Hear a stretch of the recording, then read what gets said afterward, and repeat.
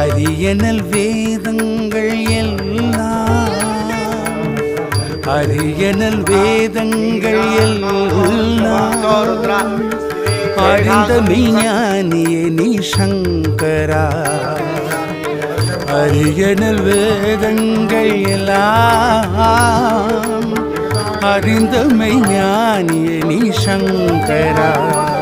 மகாபெரியவா என்னும் சொல்லுக்கே உரியவரானாய் சங்கரா.